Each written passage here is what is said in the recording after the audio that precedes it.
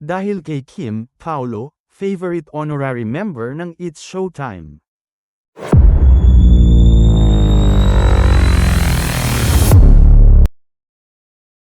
Tinatawag ngayon ng mga Kim Pao solid si Paulo Avellino bilang favorite honorary member ng programang It's Showtime. Ito ang aliw na obserbasyon ng ilang Kim Pao fani na ibinida nila sa kani-kanilang ex-post na dating Twitter dahil napapadalas na ang pagbanggit sa pangalan ng aktor sa bawat segment ng nasabing noontime show kung saan isa sa host ang ka-love team nitong si Kim Chiu. Nitong tanghali lang ng Lunes, February 17, pinulutan ng ilang beses si Paulo sa show, at kaliwat kanang tinukso ito kay Kim.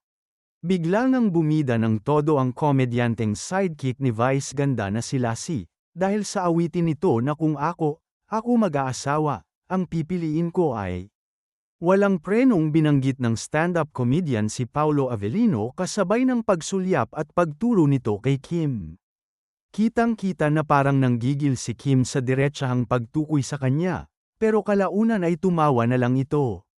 Sabi nga ni at a good for you, Paulo Avellino as the favorite honorary member of It's Showtime.